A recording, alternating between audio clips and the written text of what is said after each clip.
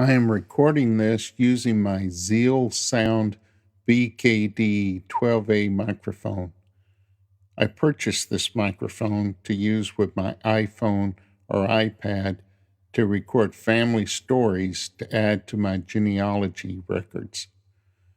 To create a recording, there are thousands of hardware and software components to choose from.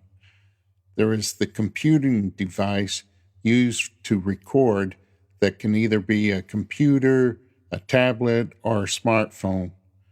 Critical to go with the computer is to have the proper software to do the recording. Also critical is the microphone.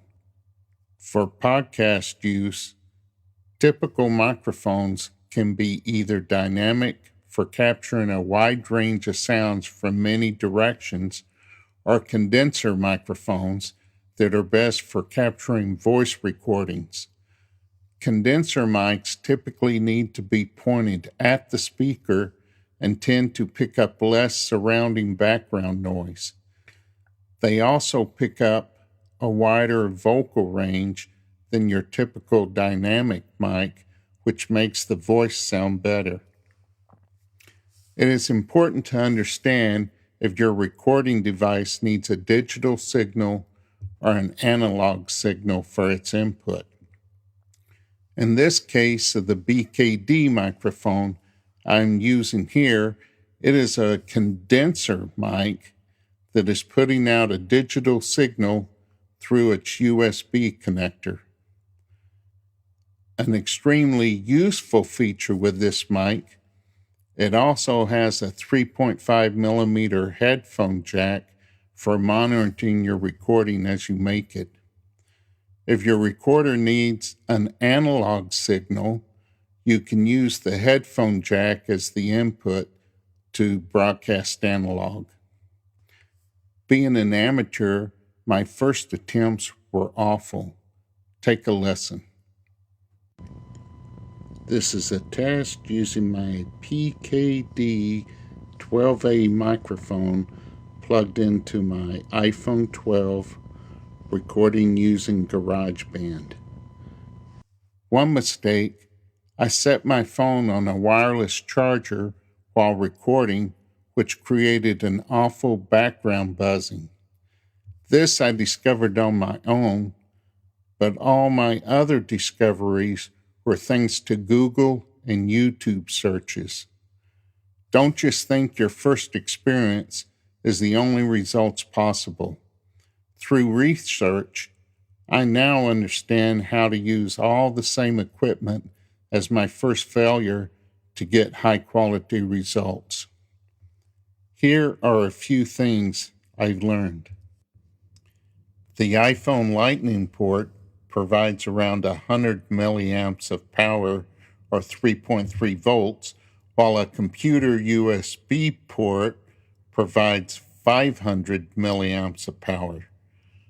My recordings plugging the mic directly into my phone were choppy and seemed to skip. To use an iPad or iPhone, you need a method to supplement the power to the microphone. The method I used, I plugged my microphone into a power USB hub, and using the Lightning to USB adapter, I plugged the hub output into my iPhone. Hear the difference here with and without added power. This is a recording using my BKD 12A microphone and using the Thunderbolt to USB adapter and plugging straight into my iPhone. This particular method, the microphone is only getting the 3.3 volts for power. This is a test where I've taken my BKD 12A microphone, I've plugged it into a USB 3 power hub, and I've used a USB to Thunderbolt connector to plug the power hub into my iPhone 12. My first attempt at recording using my iPhone, I found using the memo recording app, it wanted to use my phone's mic instead of my digital external mic. I could not find a method to change the mic input to memo recorder, but I did find that by using the GarageBand recording app that came with my iPhone and computer, I was able to switch the input, taking advantage of the superior external mic. Probably my last discovery, I Googled methods to record podcasts. I think all the best podcasters use some type of software similar to Mac OS GarageBand and apply several filters to improve the voice sound. This recording is my first attempt to use filters. To wrap up, this is a great microphone. Its all-metal case and stand look and feel great. For me, I plan on using it on the road.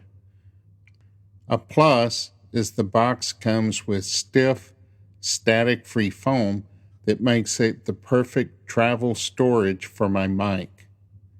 I'll leave you with a recording I created of my wife playing her flute using the BKT 12A microphone, a USB hub, and my iPhone 12.